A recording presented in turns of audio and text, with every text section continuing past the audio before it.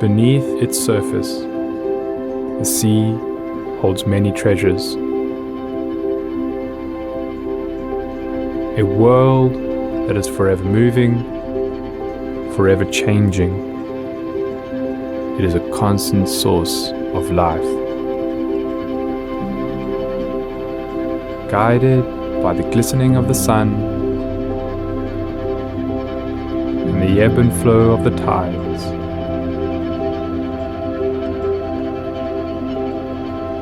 the tail flickers out of sight and into the depths of a realm so wild, so mysterious, so beautiful, and so intricate.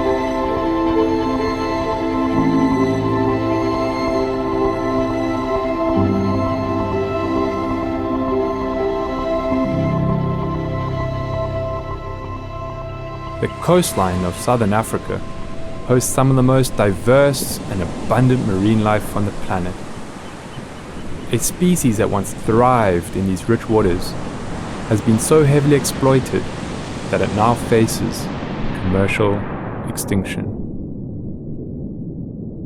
This is the story of South Africa's white gold. This is the South African abalone. You get many different species, and ours is quite unique. It's the only one with these wavy lines on the shell. All the other ones from around the world, they don't have these particular wavy lines. The colour of the shell is determined by what abalone eat. So in the Western Cape, the shell is generally white on the top, and in the Eastern Cape they're eating mainly red seaweeds, and they get this winey red coloured shell, which is quite beautiful. And this is our special South African Abalone.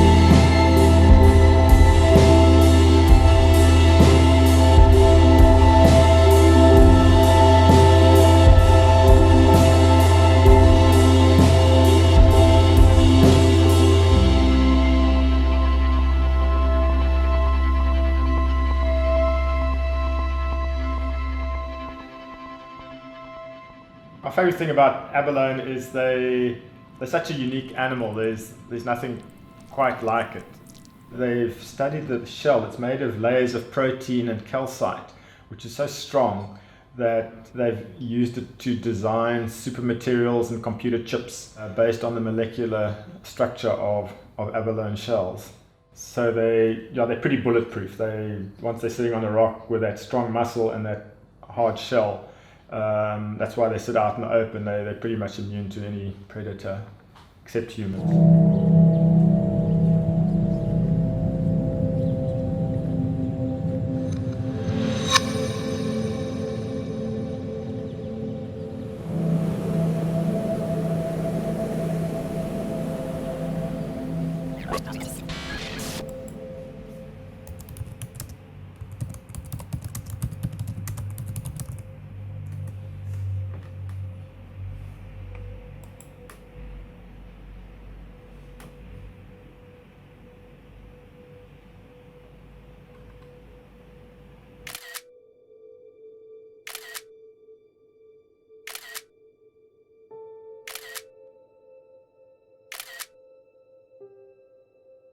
There was a phase of overfishing, but then they brought in a total allowable catch, and it was limited to 48 divers, and so it was a very stable fishery for many years.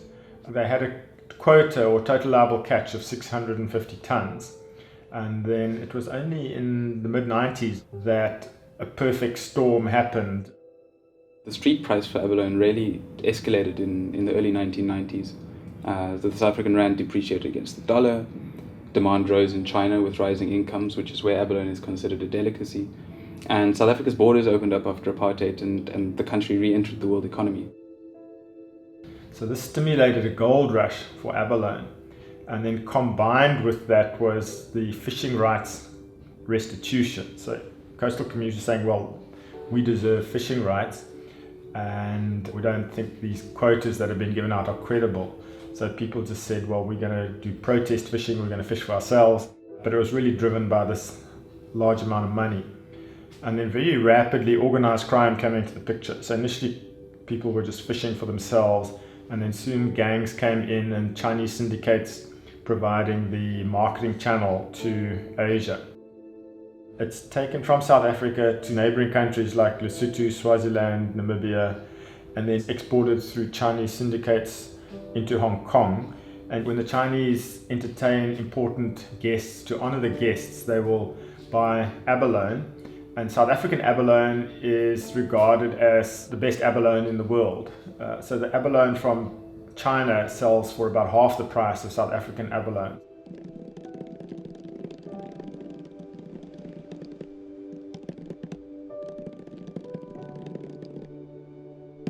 Abalone poaching happens at unsustainable levels. We all know that the resource has been reduced to a fraction of its former abundance.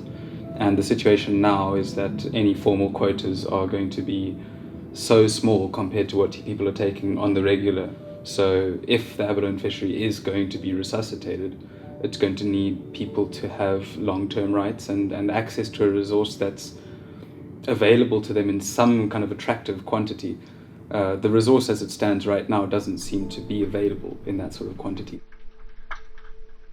It's inevitable that the fishery will collapse unless the whole structure of the way the fisheries run is looked at.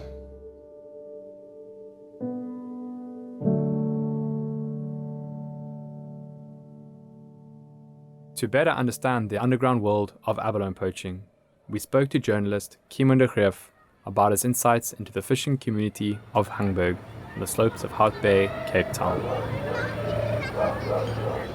Hangberg is a place that's been actively marginalized economically and socially since before apartheid. There's very few job opportunities, people are largely poor, unemployment is very high. And despite the fact that there's been ongoing and quite genuine attempts to reform the state fisheries sector to include more people of colour in quota allocations, it's been quite a flawed process and it hasn't happened nearly as quickly as many people would have hoped. So there's a lot of frustration, and poaching is an extremely viable alternative way to earn a living from the sea.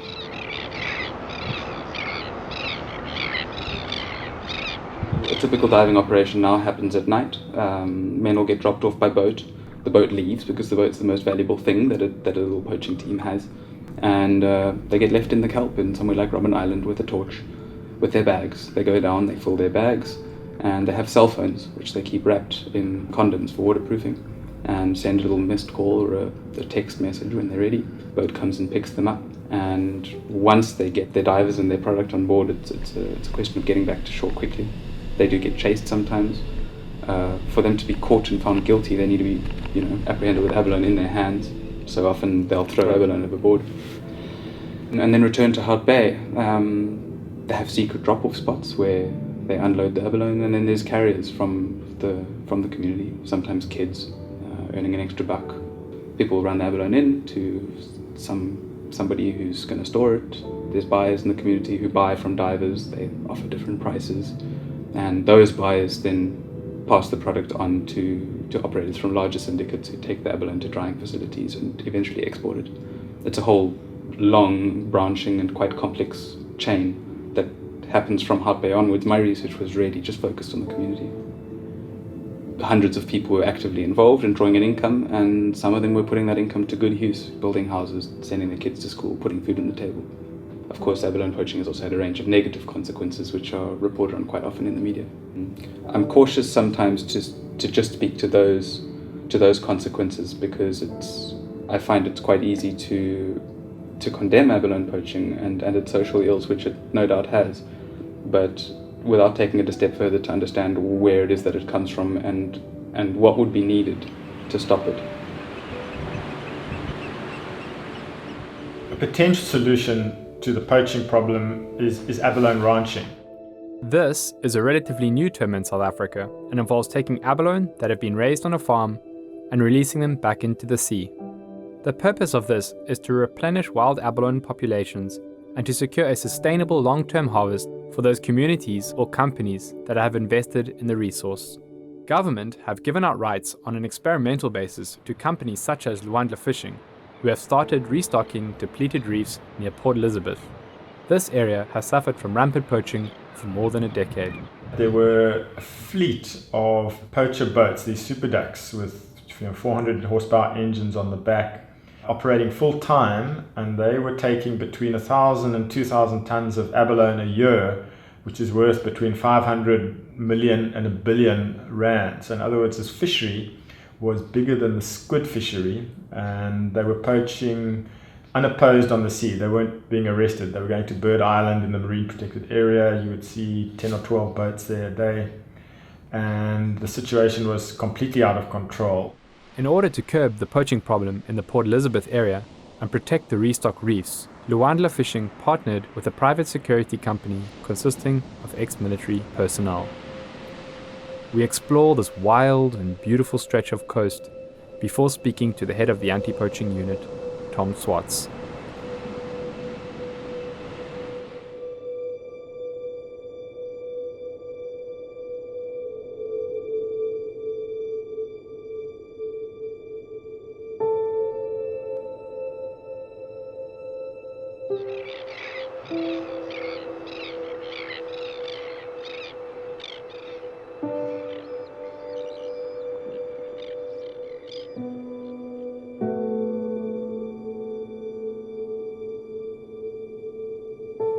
When the Tactical Task Force first arrived in Port Elizabeth in 2013, we noticed 12 major groups.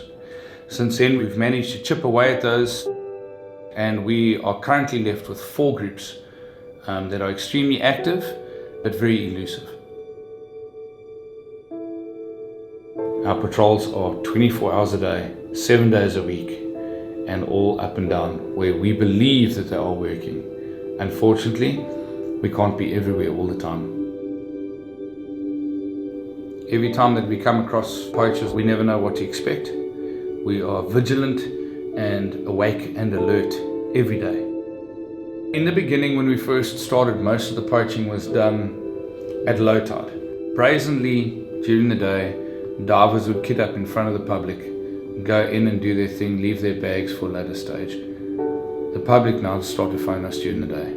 So the divers' MO has changed to poach more in the evenings, regardless of tide. Now it's a case of they'll take whatever they can, and it'll be at night, and it'll be 2-3 o'clock in the morning. You get out the vehicle, kit up, on his way down with his cylinder on and his night lights on his head. He'd pick up his bag, he'd pick up his tool, and then enter the water and proceed with his poaching.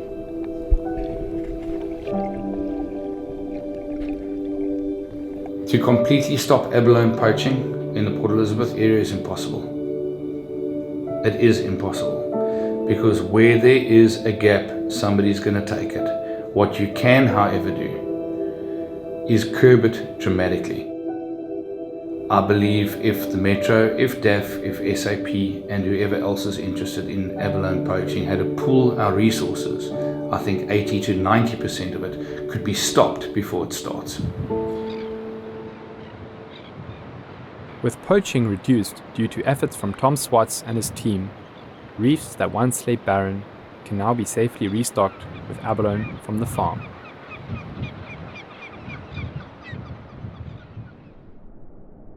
Our next trip takes us to the Eastern Cape community of Hamburg, where another ranching company, Lidomix Investments, has started research into the potential for an abalone ranching partnership with the local community.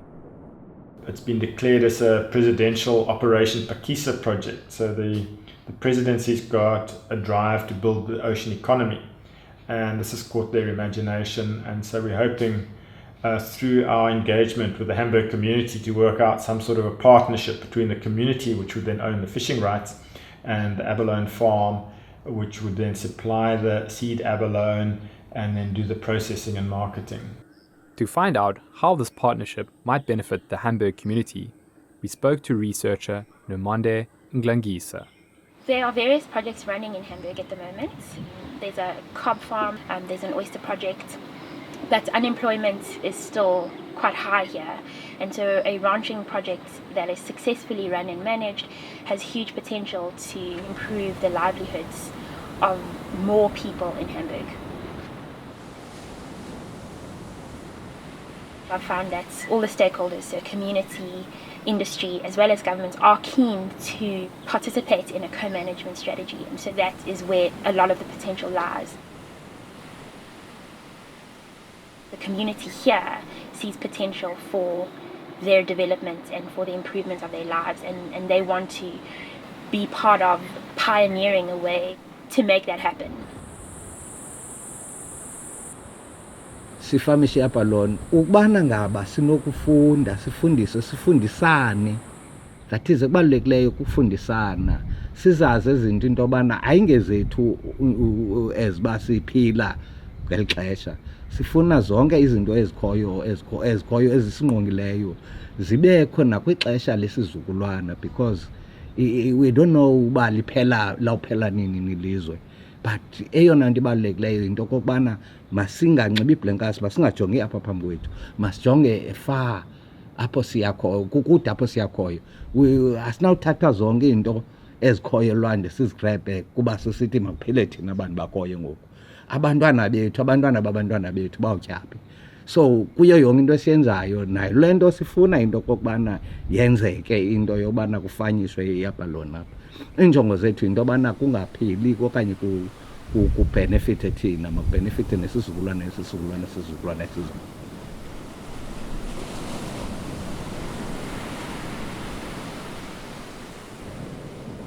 To find out exactly how abalone is cultivated, we took a drive up the coast to visit the Wild Coast Abalone Farm. We're busy driving up the east coast of South Africa. We're on our way to Wild Coast Abalone Farm, and we want to find out a little bit more about the abalone farming industry in South Africa, and also to learn a little bit more about abalone ranching.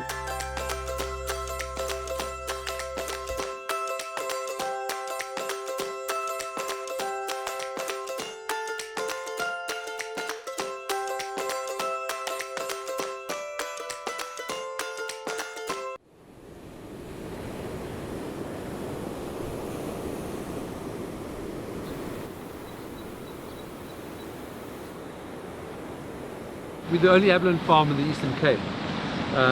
All the other abalone farms are based in the Western Cape traditionally because that's where the biggest supply of natural food is, the kelp.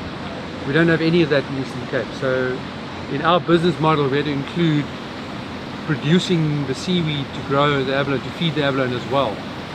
We currently produce about 50 tonne of wet seaweed every month, and we feed it all to the abalone. But we also utilize that.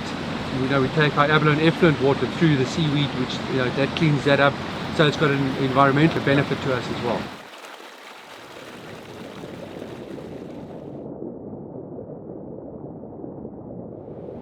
Curious about what goes into producing an abalone, we took a stroll through the facility with hatchery manager Malcolm Meyer.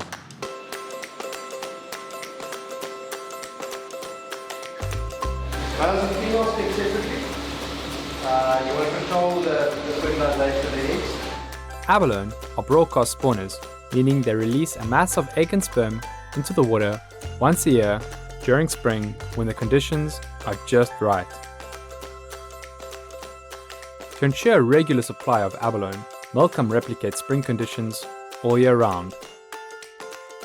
Once they have spawned, the fertilized eggs hatch into larvae, which are then relocated to settlement tanks where they develop into miniature abalone. Here, they feed on microalgae that has been cultivated in the lab. abalone are then transferred into new tanks where they are fed a diet of seaweed for a further 6 years until fully grown.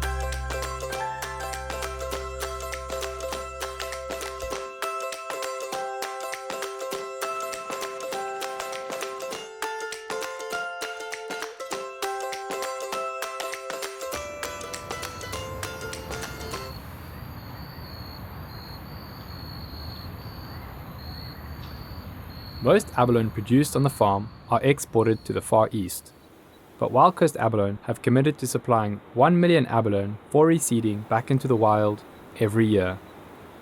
To get from the farm to the ranching areas, abalone are packed into polystyrene boxes with ice packs to keep them cool. They are then driven to Port Elizabeth and transferred to a boat that carries them to the reefs where they begin their lives as wild abalone.